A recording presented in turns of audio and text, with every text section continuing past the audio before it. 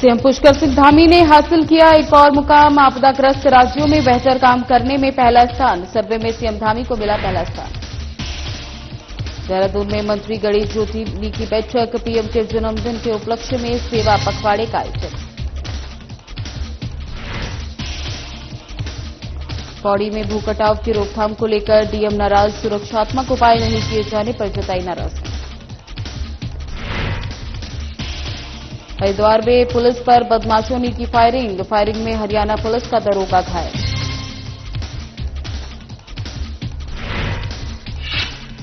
रानी पोखरी में फर्जी बाबाओं ने फिर की ठगी की वारदात। पति व पुत्र की मौत का दिखाया बयान।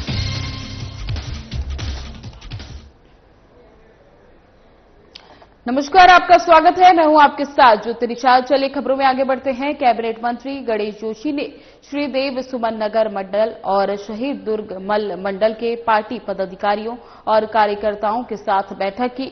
वहीं 17 सितंबर से 2 अक्टूबर तक आयोजित होने वाले पीएम नरेंद्र मोदी के जन्मदिन के उपलक्ष्य में सेवा पखवाड़े के अंतर्गत आयोजित कार्यक्रमों की तैयारियों को लेकर बैठक की। इस अवसर पर भांजियोमो राष्ट्रीय उपाध्यक्ष नेहा जोशी भी उपस्थित रही। बैठक के दौरान मंत्री गणेश जोशी ने पदाधिकारियों और कार्यकर्ताओं को सेवा पखवाड़े के अंतर्गत आयोजित होने वाले विभिन्न कार्यक्रम जैसे स्वच्छता अभियान, स्वास्थ्य शिविर, रक्तदान शिविर, मैराथन दौड़ आदि की विस्तार से जानकारी ली। उन्होंने सभी कार्यकर्ताओं से आग्रह किया कि वे शीर्ष नेतृत्व की अपेक्षाओं के अनुरूप इन कार्यक्रम को वृहद स्तर पर सफल बनाएं। इसके अलावा कैबिनेट मंत्री गणेश जोशी ने कहा कि सेवा पखवाड़ा समाज सेवा और जन कल्याण के कार्यों को गति देने का एक सुनहरा अवसर होगा। इसके माध्यम से जनता तक सरकार की योजनाओं और जनसेवा की भावना को पहुंचाया जा सकेगा।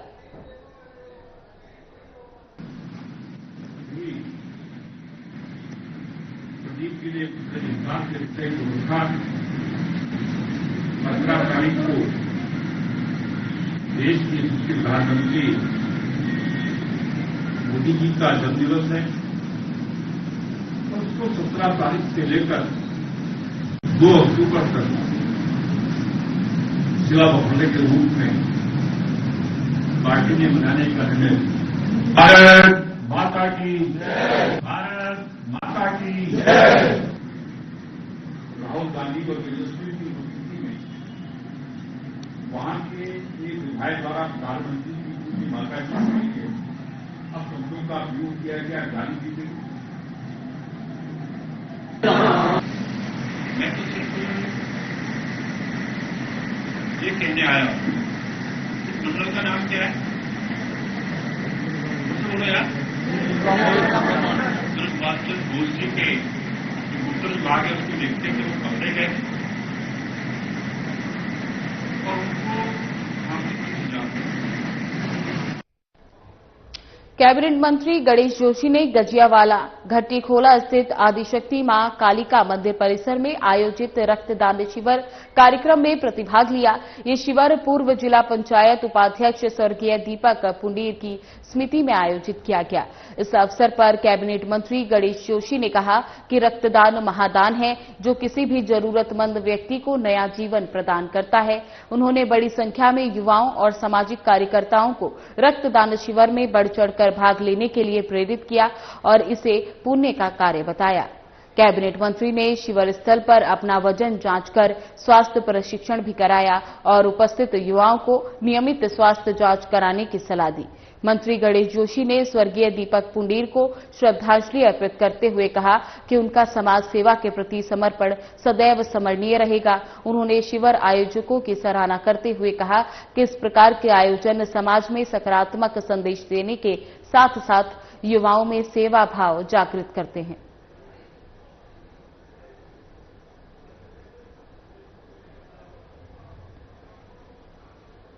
उत्तराखंड के मुख्य सेवक पुष्कर सिंह धामी ने एक और नया मुकाम हासिल किया है। आपदाग्रस्त राज्यों में बेहतर काम कर सर्वे में पहला स्थान प्राप्त किया। आपदाग्रस्त राज्यों में पंजाब, हिमाचल और जम्मू कश्मीर में मुख्यमंत्रियों को पिछाड़ते हुए प्रभावित राहत कार्यों में पहला स्थान प्राप्त किया है। जम्मू कश्मीर के सीएम उमर अब्दुल्ला को हिमाचल के सीएम सुखविंदर सिंह सुक्खू और पंजाब के सीएम भगवत मान जैसे नामों को पीछा कर दिया है। आपदा के समय कई दिनों ग्राउंड जीरो पर प्रभावितों के बीच रहकर उनका दुख दर्द साझा किया। शाम को वीडियो से 6 बजे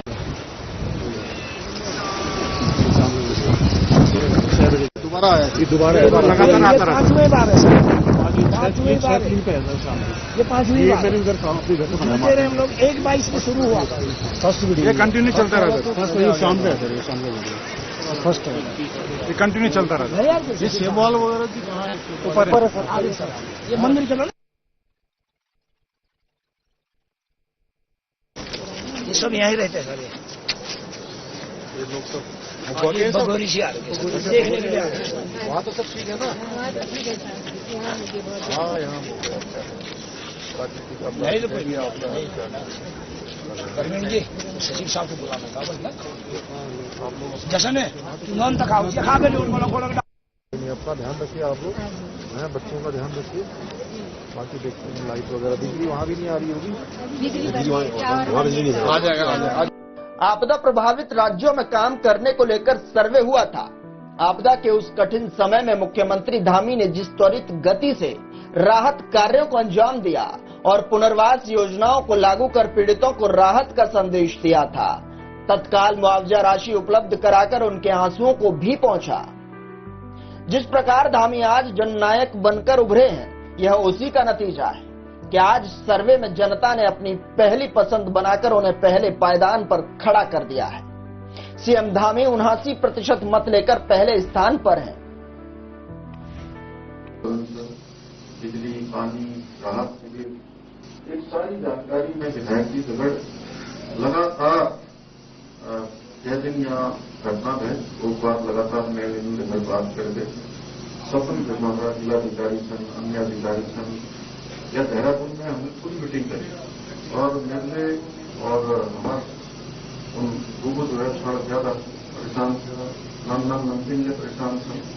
हमारा दीदी बहनी, हमारा अमा सब लोग भाई बहन, पूरी सरकार, हमारे सब जनप्रतिनिधि जटुकले या बैरन सब आप लोगों का लगा और हमारा प्रयास हो कि जल्दी से जल्दी जटुकले राहत कार्य हो सकते हैं। बिजली वाला नगर अंदर मैंने पूछी तो उन्होंने बताया कि बिजली काम 3-4 महीने लगा, लेकिन मेरा ये कहना है कि जल्दी से जल्दी बिजली का काम पूरा हो।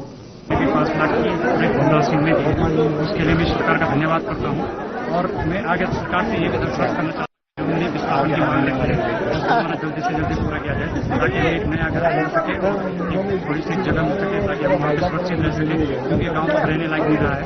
सरकार के लिए धन्यवाद करते हैं। जो भी सरकार ने तुरंत ये सहायता हमें प्रदान की है, चाहे राशन है, चाहे कपड़े हैं, कुछ भी, इसके लिए हम सरकार का बहुत धन्यवाद।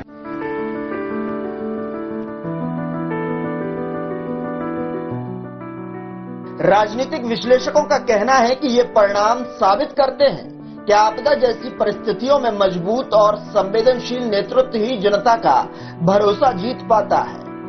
मुख्यमंत्री पुष्कर सिंह धामी की बढ़ती लोकप्रियता उनके प्रशासनिक सक्रियता, समय पर लिए गए फैसलों और जमीनी जुड़ाव का प्रमाण है।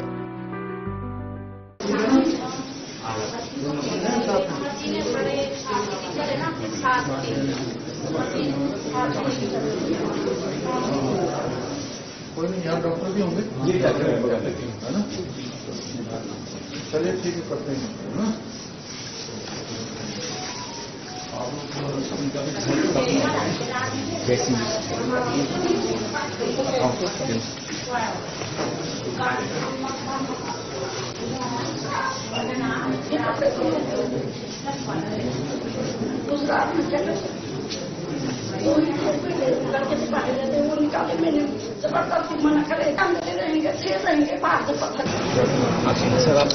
आगे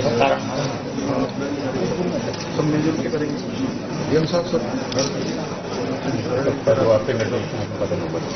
मैं रात से दिन से लगाऊँ कल से सवेरे से करने से बात मैंने बाहर था, शाम तक पहुँचा मैं, उसके बाद पूरा रात तक। बहुत ही स्पेशल है, तो आपकी ये आर्टिस्ट बहुत स्पेशल है। ठीक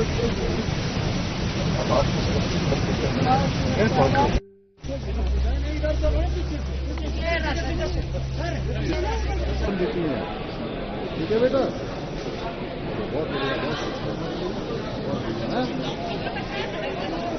जय हिंद। अरे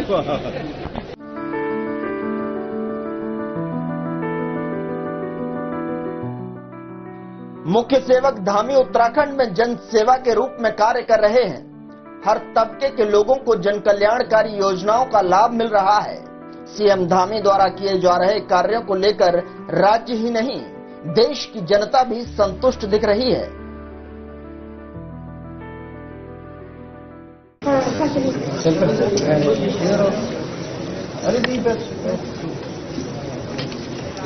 टॉफी लेना बेटा।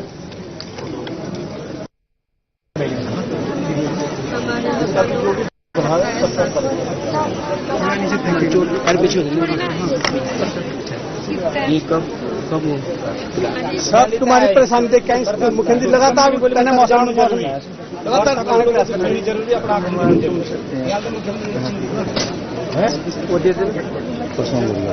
यही पर लगी क्या करना चाहता हूँ सर आप करेंगे जरूर और सबके लिए सहायता करेंगे और जितने भी लोगों का नुकसान हुआ है उसके लिए आप जरूर। और ऊपर राना में भी बादल फटा है, वहाँ पे भी गरीब लोगों के घरों में गांव का भी सहयोग रहा था, पूरा सपोर्टिव है सर गांव का। करेंगे सब आप देखिए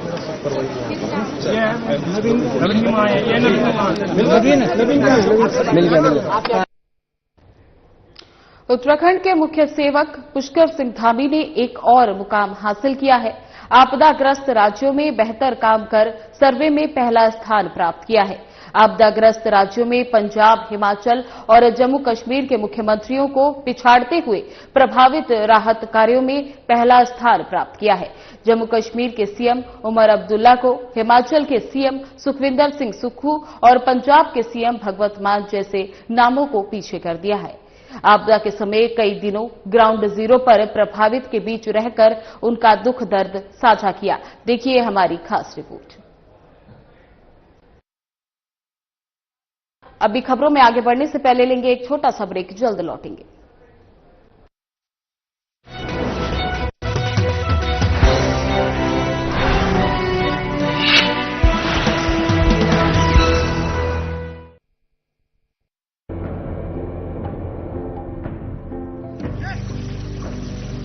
तभी पानी की कमी से सूखते उत्तराखंड के इन खेतों में अब लहलहा रही हैं फसलें। राज्य में सिंचाई की आधुनिक तकनीकी ने खोल दिए हैं किसानों के तरक्की के द्वार। इन सीढ़ीदार खेतों में प्राकृतिक स्रोतों के जरिए पानी पहुंचाना हमेशा चुनौतीपूर्ण रहा है, लेकिन उत्तराखंड सरकार की पहल से सोलर पंप लिफ्ट सिंचाई योजना निर्माण के जरिए पानी को खेतों तक पहुंचाना हो गया है बेहद आसान। लघु सिंचाई परियोजना के तहत सिंचाई के लिए बने सोलर वाटर लिफ्टिंग सिस्टम व अलग अलग तकनीकी से बनाए गए पानी के टैंकों ने पहाड़ की खेती किसानी को दिए हैं नए आयाम। सिंचाई होने से किसान बंजर पड़े खेतों पर नकदी फसलें उगाकर कर रहे हैं लाखों की कमाई। सौर ऊर्जा से चलने वाले पंपिंग सिस्टम से किसानों की बिजली पर निर्भरता भी हो गई है खत्म। सरकार का किसानों की आय दोगुना करने का संकल्प हो रहा है पूरा। हमारे गांव में सोलर लिफ्टिंग पंपिंग योजना शुरू की गई, जहां पर हमारे समस्त गांववासी पुरानी खेती झंगोरा मंडवा और गेहूं मक्की उस पे निर्भर थे। आज इस सोलर पंप लगने से पूरे गांव में सिंचाई पर्याप्त रूप से हुई और हमने यहां पर नकदी फसलों का कार्य शुरू किया, जहां पर हमने शिमला मिर्च, बीन्स और टमाटर लगाने शुरू करे। जिन खेतों पे कुछ नहीं होता था, आज वहां पर नकदी फसलें बहुत अच्छी हो रही है और बहुत अच्छा दाम कमाया। पूरे गांव वालों को बहुत बड़ा फायदा मिला। अब तक सोलर पंप सिस्टम के तहत राज्य भर में 497 जियो और आरसीसी टैंकों का किया गया है निर्माण। स्थानीय संसाधनों के सतत प्रबंधन से उत्पादकता और ग्रामीण समुदाय की आय में वृद्धि करने के लिए प्रतिबद्ध है उत्तराखंड सरकार। सौर ऊर्जा से समृद्ध किसान, समृद्ध प्रदेश।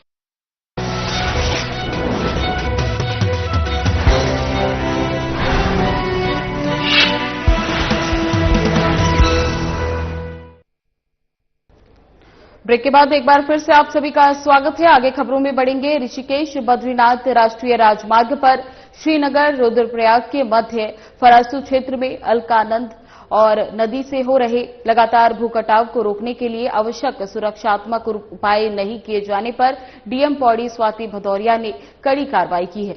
डीएम ने आपदा प्रबंधन अधिनियम की धारा 57 के अंतर्गत लोक निर्माण विभाग राष्ट्रीय राजमार्ग खंड के अधिशासी अभियंता के खिलाफ मुकदमा दर्ज कराया है। जानकारी के अनुसार फरासू में नदी किनारे लंबे समय से कटाव की स्थिति बनी हुई थी। समय रहते सुरक्षा दीवार व अन्य रोकथाम उपाय न किए जाने से क्षेत्र में खतरा बढ़ गया था। इसी को लेकर लापरवाही बरतने पर जिम्मेदार आईसेंस खिलाफ डीएम ने ये कार्रवाई की है। डीएम ने स्पष्ट किया कि आपदा प्रबंधन से जुड़े मामले में किसी भी स्तर पर कोताही बर्दाश्त नहीं की जाएगी और दोषियों पर सख्त कार्रवाई की जाएगी। इसी क्रम में हम लोगों ने 18 अगस्त को श्रीनगर क्षेत्र का भ्रमण किया था। तो जो एनएच में फरासू स्थान के पास में काफी वहां पे मलबा आने के कारण बार बार रोड बंद हो रही थी। तो उसके निरीक्षण के दौरान हमने देखा कि ऊपर से तो मलबा आ ही रहा है, साथ में जो उसका नीचे का पार्ट है वैली साइड में, उस पे नदी का डायरेक्ट बहाव हिट कर रहा है, जिसके कारण नीचे से भी कटिंग हो रही थी। तो हम लोगों ने तत्काल एनएच के जो एक्सीएन थे उनको निर्देशित किया कि इस पे स्थायी समाधान भी करें और फॉर द टाइम भी अभी अस्थायी रूप से कुछ न कुछ सुरक्षात्मक कार्य कर ले, जिससे कि कटाव और ज्यादा ना हो और कटाव को तत्काल रोका जा सके। और इसके संबंध में हम लोगों ने उनको 19 अगस्त को एक लेटर भी जारी किया था और उसके बाद एसडीएम ने भी मौखिक रूप से उसको फॉलोअप भी करती रही और उसके पश्चात भी इस पे सुरक्षात्मक कार्य नहीं हुआ, जिस कारण 11 सितंबर को वो पूरी रोड धंस गई और उस पे एक सी शेप सा एक पूरा वॉश आउट हो गया वो रोड, जिसके कारण हमारा लॉस ऑफ रोड भी हुआ और साथ में जनहानि भी के लिए भी एक काफी खतरा उत्पन्न हो गया। और इसी क्रम में हम लोगों ने डिजास्टर मैनेजमेंट एक्ट के धारा 57 के अंतर्गत उन पे एफआईआर भी कराया है एक्सीएन पे और साथ में अब तत्काल सुरक्षात्मक कार्य करने के लिए निर्देशित भी किया है। हरिद्वार रोडवेज बस अड्डे पर बदमाश की फायरिंग से हरियाणा पुलिस का दरोगा घायल हो गया। पुलिस ने फरार बदमाश की धरपकड़ के प्रयास तेज कर दिए। दरअसल हरिद्वार रोडवेज बस अड्डे पर उस समय हड़कंप मच गया जब एक फरार बदमाश ने गिरफ्तारी से बचने के लिए पिस्तौल निकालकर हरियाणा पुलिस पर फायरिंग कर दी। बदमाश की गोली हरियाणा पुलिस के दरोगा सुरेंद्र प्रकाश को लगी और इससे मौके पर भगदड़ मच गई। गोली दरोगा की कोहनी में लगी, जिससे वे लहूलुहान हो गया। उन्हें तुरंत जिला अस्पताल ले जाया गया, जहां से डॉक्टरों ने प्राथमिक उपचार के बाद घायल दरोगा को एम्स ऋषिकेश रेफर कर दिया। बता दें, संबंधित बदमाश हरियाणा के एक पुलिस अधीक्षक को फोन पर धमकी देने के मामले में वंचित चल रहा है। जिंद पुलिस लगातार उसकी तलाशी में थी। पुलिस को सूचना मिली कि वे बदमाश हरिद्वार आया हुआ है, जिसके चलते हरियाणा पुलिस की टीम ने रोडवेज बस अड्डे पर उसे घेर लिया। अपने आप को घेरा देखकर बदमाश ने पिस्तौल निकालकर पुलिस पर गोली चला दी और अफरा तफरी के बीच मौके से फरार हो गया। घटना की सूचना मिलते ही हरिद्वार पुलिस भी सक्रिय हो गई और मौके पर पहुंचकर सघन काबिंग अभियान चलाया गया। पूरे बस अड्डे और अस्पताल के इलाके में तलाशी ली गई। साथ ही बदमाश की धरपकड़ के लिए शहर में चौक चौराहे पर नाकेबंदी कर चेकिंग अभियान चलाया गया। जनपद जींद हरियाणा से भाग्य पुलिस अपने वांछित को तलाश करते हुए हरिद्वार तक पीछा कर रही थी। बदमाश की सूचना उन्हें बस स्टैंड के आसपास मिली, जिस पर उनके द्वारा अपने बदमाश को पकड़ने का प्रयास किया गया। बदमाश द्वारा की गई फायरिंग में जो निरीक्षक घायल हुए, इनकी गोली लगी। उनको तत्काल स्थानीय पुलिस की सूचना मिलने पर स्थानीय पुलिस द्वारा और उनके पुलिस के जो जवान थे साथ में महिला हॉस्पिटल ले गए, जहां से उनकी स्थिति को देखते हुए उन्हें एम्स हॉस्पिटल रवाना। तो क्या इन्होंने हरिद्वार पुलिस को ऐसा जब भी कोई सूचना नहीं दी? क्या अभी तक स्थिति जब यहाँ से रेफर किया, डॉक्टर ने उन्हें क्रिटिकल कहा था, लेकिन वो अंडर कंट्रोल बता रहे थे, लेकिन बेहतर इलाज के लिए उन्हें एम्स रेफर किया गया। बदमाश फरार है, उसका जो हुलिया है, जो भी जानकारी, उसके आधार पर पूरे हरिद्वार नगर क्षेत्र में, पूरे सिटी में सभी बॉर्डर्स को सील किया गया है और इसकी जो है पुलिस लगातार सघन चेकिंग कर। रानी पोखरी थाना पुलिस ने पति व पुत्र की मौत का भय दिखाकर ठगी करने वाले 2 फर्जी बाबाओं को गिरफ्तार किया। दोनों फर्जी बाबाओं को पुलिस ने मुकदमा दर्ज कराने के बाद कोर्ट के आदेश पर जेल भेज दिया।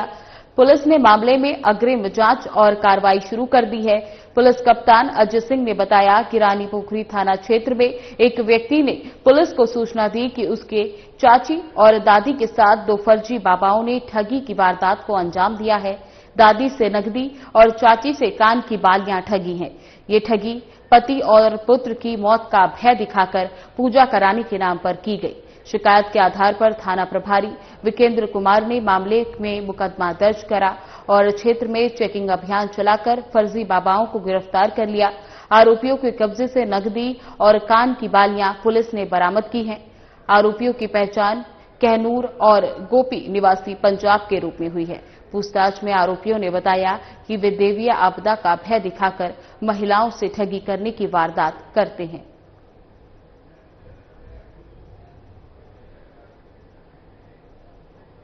आपराधिक घटनाओं में अंकुश लगाने के लिए पुलिस विभाग लगातार सत्यापन अभियान चला रहा है।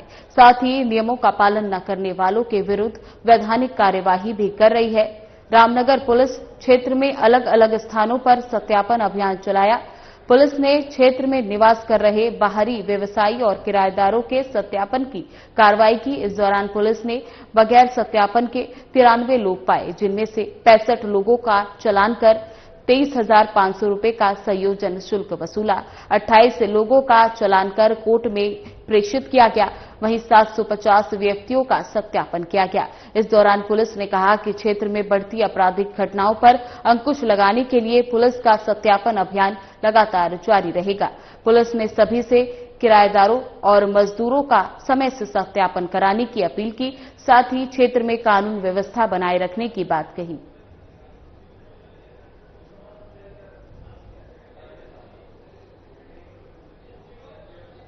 सीएम पुष्कर सिंह धामी के ड्रग्स फ्री उत्तराखंड के सपने साकार करने को लेकर पिथौरागढ़ पुलिस की ताबड़तोड़ कार्रवाई जारी है। इसी क्रम में कोतवाली डीडीहाट पुलिस द्वारा अवैध भांग की खेती को नष्ट किया गया।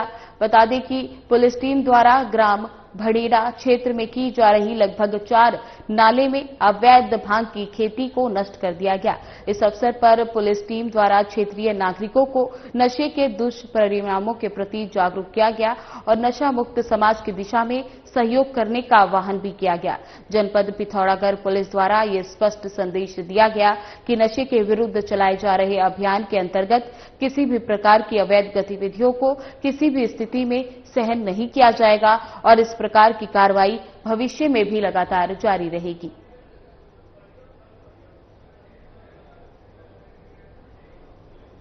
नैनीताल के एसएसपी प्रहलाद नारायण मीणा ने कोतवाली परिसर के सभागार में मासिक अपराध समीक्षा गोष्ठी की। बैठक में अपराधों की समीक्षा, लंबित मामलों के निस्तारण, नशा तस्करी, महिला सुरक्षा, तकनीकी पुलिसिंग, यातायात व्यवस्था, साइबर अपराध आदि विषयों पर गहनता से चर्चा हुई। आवश्यक दिशा निर्देश दिए। मादक पदार्थों की तस्करी में लिप्त व्यक्तियों को चिन्हित करते हुए मादक पदार्थों की बरामदगी के लिए प्रभावी कार्यवाही करना सुनिश्चित करने के लिए भी निर्देश दिए। एसएसपी ने पुलिस टीम को आधुनिक तकनीकों का उपयोग कर अपराध अनावरण में तेजी लाने को लेकर निर्देशित किया। एसएसपी ने सभी एसपी और सीओ और सभी थाना प्रभारी और विवेचकों को एनडीपीसीएस के मामले में रिपोर्ट प्रेषित करने को कहा। एसएसपी ने कहा कि नशे की तस्करी करने वाले के विरुद्ध गैंगस्टर, हिस्ट्री टीचर, गुंडा एक्ट के अंतर्गत कार्रवाई की जाएगी। लापरवाही बरतने पर थाना प्रभारी और विवेचकों के विरुद्ध निलंबन की कार्रवाई की जाएगी। महिला की सुरक्षा, साइबर फ्रॉड, यातायात की जानकारी और नशे के दुष्प्रभावों के बारे में स्कूल कॉलेजों में जन जागरूकता अभियान चलाए जाने की भी एसएसपी ने निर्देश दिए। एसएसपी ने कहा कि अपराध मुक्त, सुरक्षित और जागरूक समाज निर्माण ही पुलिस का उद्देश्य है। सभी अपराधी जनहित में पारदर्शिता, तत्परता और जवाबदेही के साथ कार्य करें। देखिए, आज जो क्राइम की मासिक समीक्षा हुई है, इसमें एक तो लंबे समय से जो विवेचनाएं पेंडिंग चल रही है उनको लेकर रिव्यू किया गया है। इसके अलावा जो कुछ पोर्टल हैं जिनमें को डाटा अपलोड होना है, तो भारत सरकार के द्वारा बहुत सारे डाटा की मॉनिटरिंग की जा रही है। तो उस पोर्टल्स में कैसे डाटा अपलोड होना है, अभी अपलोड जो किया जा रहा डाटा उसकी क्वालिटी क्या है और उसको बेहतर कैसे करना है, और जो डाटा अपलोड किया जा रहा है उसको आगे जो प्रिवेंटिव पुलिसिंग है या जो क्राइम है उसको वर्कआउट करने में कैसे यूज करना है, इस संदर्भ में आज जो है विस्तृत दिशा निर्देश दिए गए हैं।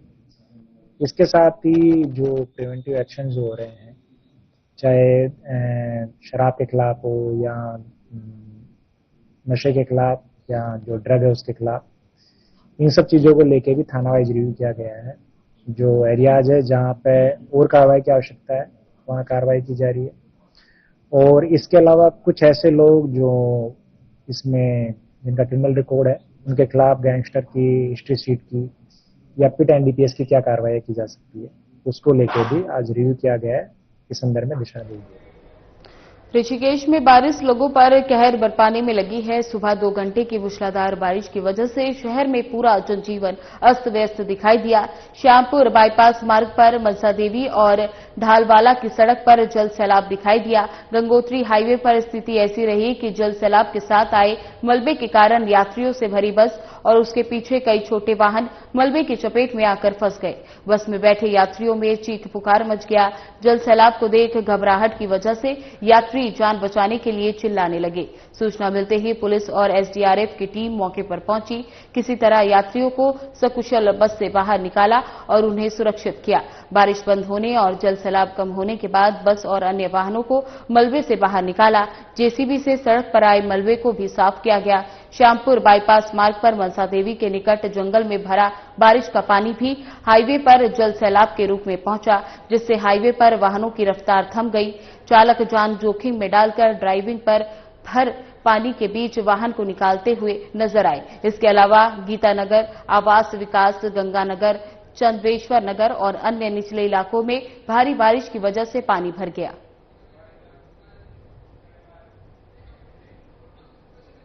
फिलहाल बुलेटिन में बस इतना ही। बने रहे हमारे साथ। नमस्कार।